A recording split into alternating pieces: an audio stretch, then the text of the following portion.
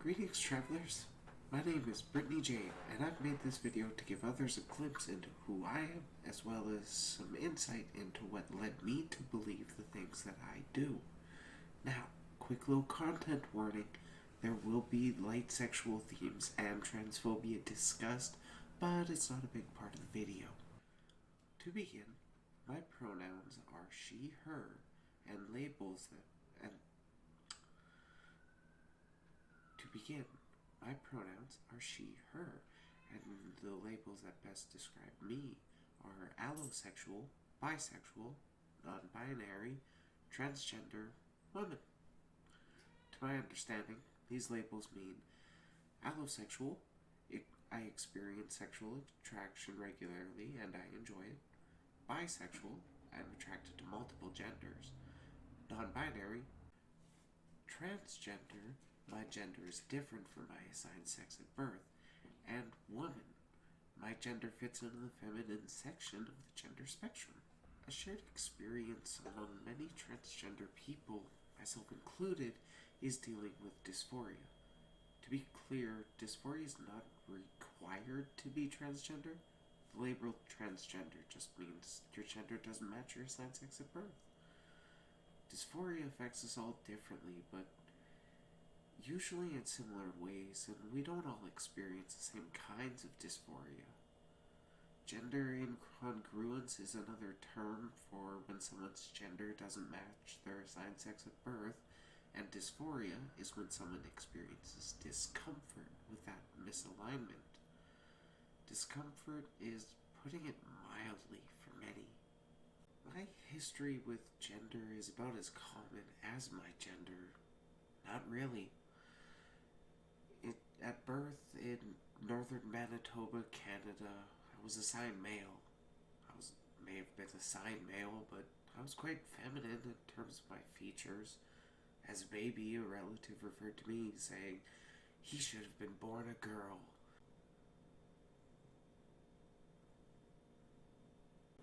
As a quick note, I might be technically correct with that quote in the original context, but in similar situations, I consider it a common courtesy to change the previous gender reference to they, them in order to respect the feelings of the person I'm talking to/about. Example, they should have been born a girl. In 6th grade, age 11 to 12, we were taught about puberty for males and females.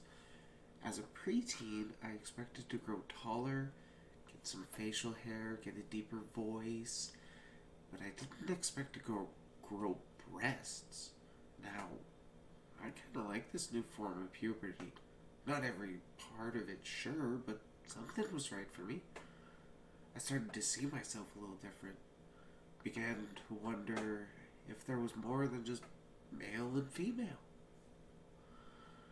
We all know how school children are about those who are different, so as you would expect, I was bullied over my body. A vivid memory of mine. After I developed breasts, I went swimming without a shirt on, without thinking. To my face, I was told, "Man, if I were you, I'd never leave my room." And then he motioned to suck his own nipples. Jokes like that, plus the only trans representation in mainstream media wasn't exactly the best growing up, led me to subconsciously repress my desires to explore this gender that nobody really talked about in a positive light around me. Since I didn't want to be seen as an outcast, I did what I thought I had to in order to fit into society. So, I was assigned male at birth, but then I grew into a non-binary body type. Then I transitioned to male, I guess? I didn't really dive into masculinity, more like jumped into the shallow end just deep enough in hopes to stay off people's radar. I did, however, jump into something no teenager should ever do. I had body-altering surgery at 14. In an attempt to fill into the male role, I did the teat eat. You know? The top chop? Catch what I'm saying? Teetus deletus? You feel me? The booby removie? Yes.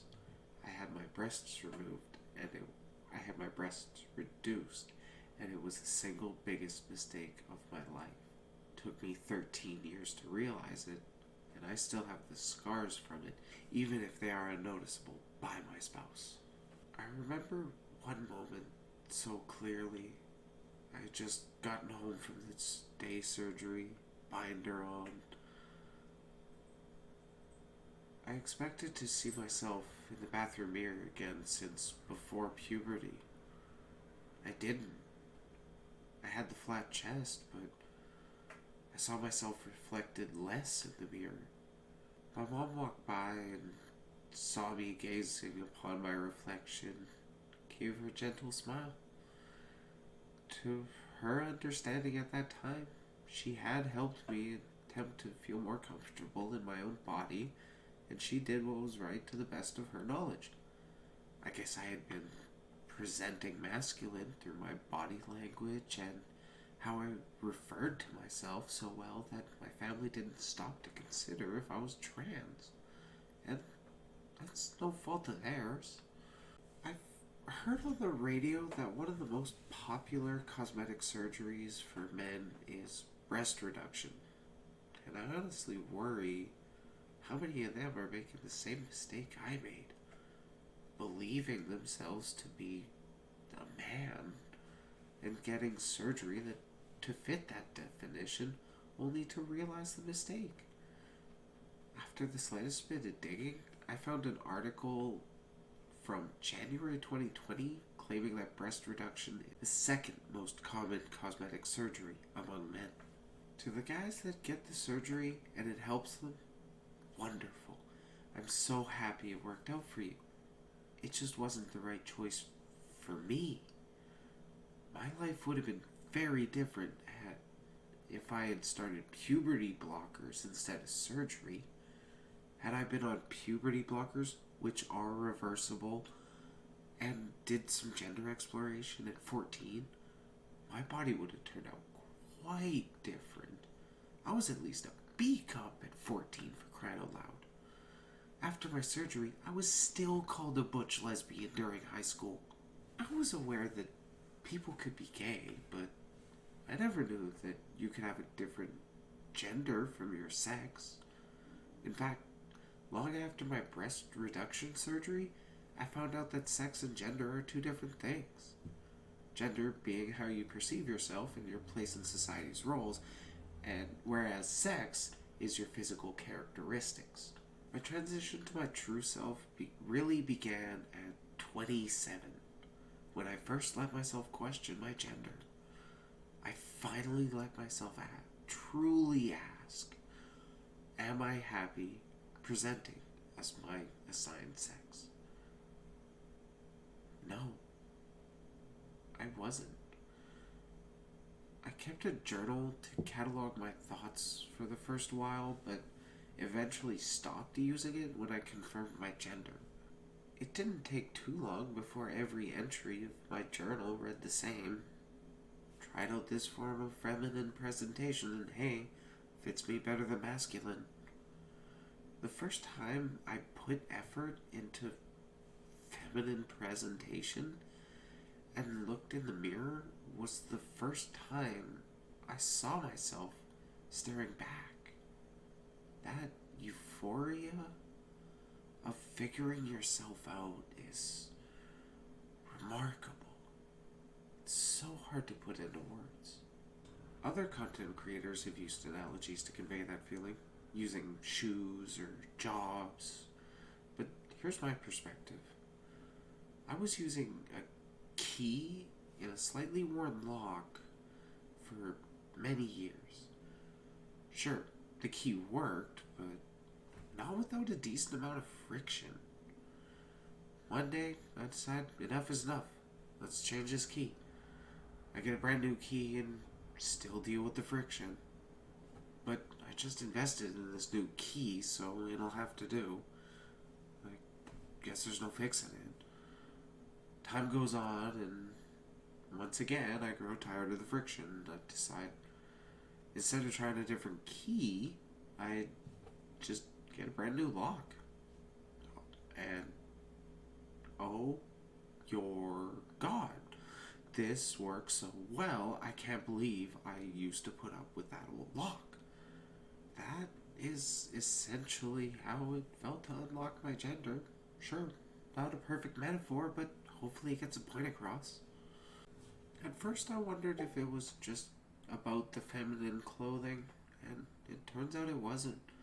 At the end of the day, I was plain uncomfortable in my own skin, and with the way I saw myself in the mirror, I began to notice how dysphoria was currently and had been affecting my life. From puberty to adulthood, I rocked a dysphoria hoodie. The more I pushed myself to present masculine, the less I saw myself in photos, let alone want them taken of me. When I realized I didn't want to be referred to with male pronouns, they began to bother me a lot. I've since moved past this, but I had realized I prefer feminine pronouns, decided on a first name, let my spouse know. She only needed a couple weeks to adapt to the change after 4 years together. Within the first year, I had begun my social transition and came out to my immediate family. My family was obviously shocked, but supportive when I came out. They did their best to demonstrate that the person, not the identity, is what matters to them. It took me a while to settle on my middle name, but chatting with my parents had revealed a name I like the ring of, that being the name Jade.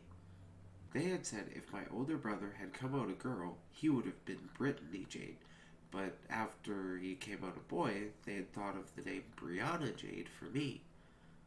But I had decided on Brittany for myself prior to this conversation, and Jade just seemed like the right fit from there.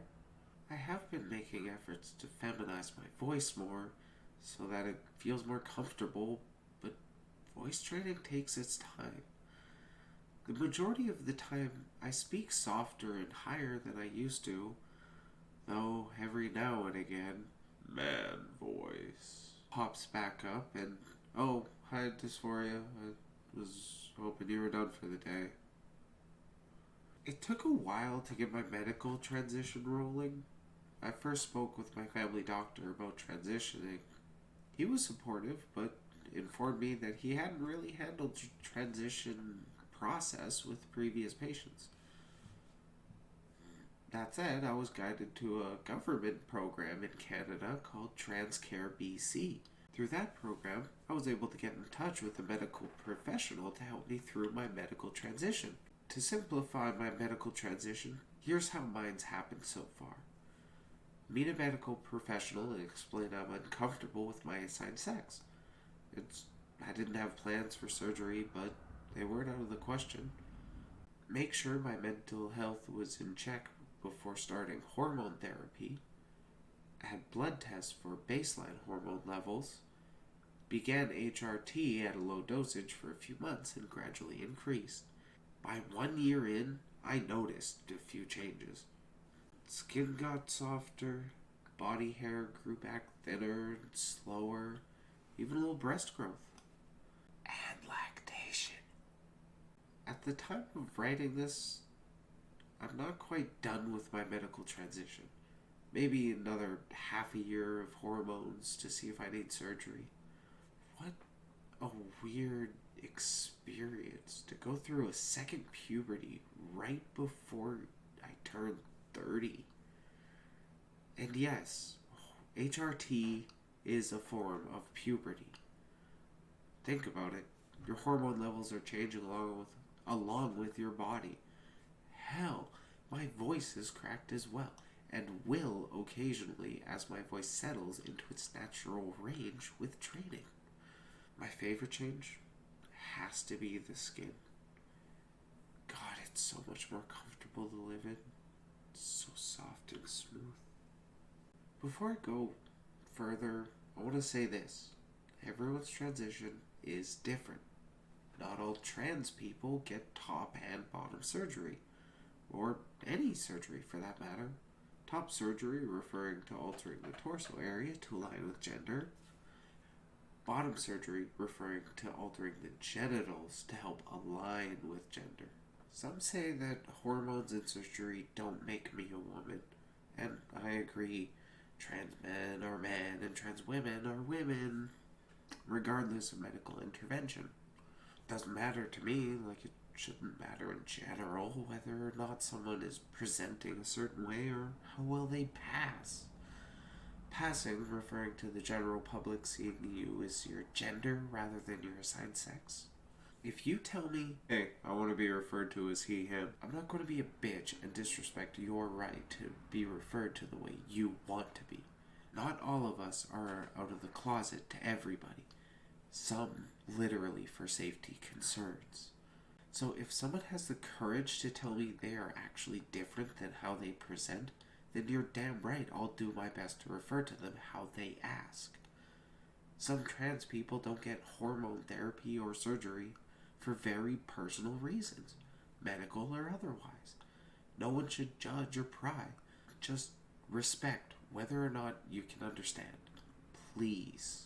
In my case, I may only need top surgery if I don't see enough growth. As for bottom surgery, that's a one-way surgery, and while I would enjoy having a vagina, I gotta admit, kinda like having a dick. And that's what fits me into the realm of non-binary. Now, what makes me so special for being non-binary? Nothing, really, except I don't fit into the binary of males are this and females are that. I'm pretty similar to other girls, except I don't have to sit down to pee. Naturally, I wipe up the seat and set it down before I leave, but that's really only because I'm considerate about a shared area. Sure, I like to brush and style my hair. Sure, I like applying makeup. Sure, I like yoga pants, skirts, and dresses. No, I don't enjoy. In fact, I rather dislike having facial hair and a deep voice. But is that what defines my gender? No. Those are just forms of presentation to help the world see me as my gender rather than my assigned sex. Those are just signs I use to say, hey, I don't fit into the stereotypical role of male. The further I explored to the feminine side of the spectrum, the more I could recognize the person standing in the mirror. Here's a question of controversy. Does being physically attracted to me, knowing my genitalia, make you gay? Well, it depends really. Given my feminine presentation, I would say if you're a guy, then it would be a heterosexual attraction you have to me. A girl would have a homosexual attraction to me. And enemies can use whichever they prefer. My guess would be people use the general queer attraction. Speaking generally, of course, I have no degree, and I'm only going off the understanding I've gained since I've started getting into my first queer community. With that said, pretty much all of my gender expression is feminine. I think of myself as she, her. The only things you can really argue are not feminine about me are some of masculine features that would require expensive surgery currently deemed non-essential for transitioning, and my penis. Two notes there. One, in my case, the feminine surgeries are more of an elective, but for many trans women, it's a necessity in order to avoid harassment, and most people can't afford such an expensive surgery out of pocket. We shouldn't have to have elective surgeries just to get some basic respect. And two, I would argue my dick is quite feminine. Even when erect, the skin is velvety smooth, and it doesn't quite carry the same musk as it used to before I started HRT. To me, the only difference between me and binary women is that binary women have innies and I have an outie. So, what gets to define my gender? Short answer is nobody. The long answer is only I get to say who I am, but I have no real control over how others see me, nor do I get any choice, any actual choice of how I desire to be seen by the public. The best I can do is present as feminine as possible and hope people can figure out that him doesn't really suit me. Look, gender is confusing as hell, and it's hard for a lot of people to really figure themselves out. At the end of the day, everyone just wants to be respected, right? I don't want to use labels to fit others into boxes. I use labels as the most convenient tool to convey who I am through language. Like, that's what they're for.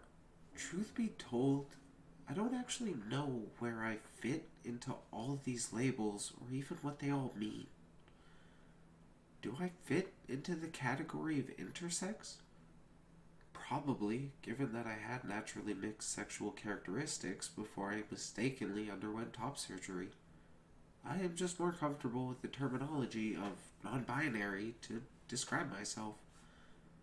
Could have something to do with the repressive Christian upbringing I had. Yeah, that's not to say my parents were repressive, but Christianity is. Funny thing is, some of the more devout Christians I knew didn't seem to have a problem with me getting top surgery, but issues arose when I came out as transgender. And it's not that I had a bad childhood when, in fact, I had a great childhood. Sure, some points could have gone smoother, like my dad actually getting me that Barbie hot tub I wanted for Christmas, or my Max Steel action doll, and my mom's old Barbies I would occasionally play with. Should he carry blame for not realizing I was different from my assigned sex? Absolutely not. He made the choices he felt were best for his child, and no one can fault him for that. My parents actually made a better choice that Christmas, and got us a PlayStation 1 as a family gift for the kids, rather than individual gifts. So that worked out rather well. Still love me some games. Oh, by the way, you can catch me on Twitch streaming games and model building at Briley less than 3. Link in the description. Well, there you have it. My general history with gender up until this point, along with my perspective. Honestly, feels quite narcissistic to make a video just talking about who I am. On the other hand, though, I really do hope that others can glean some kind of wisdom from my experiences. In the end, all I want to do is spread acceptance and understanding. I want to show people that they are not alone, that they're understood, that I want to let you know. Yeah, you, the person watching this video. You are valid. Unironically. It doesn't matter how you choose to present or describe yourself to the world. Whether it's straight, gay, bi, pan, arrow, ace, cis, trans, two-spirit, NB, intersex, gender fluid, agender, or what, because I could go on. Everyone deserves to be respected until harmful intent is proven. And yes, that includes cishet people too.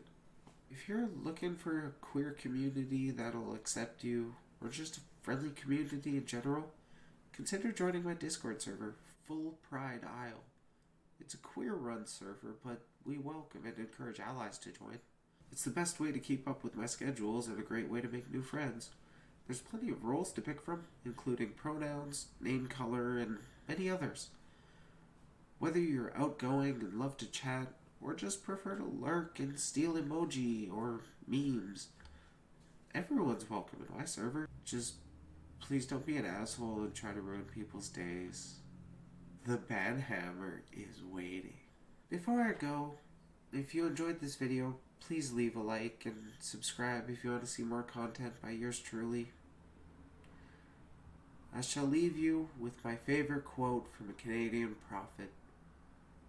Keep your stick on the ice.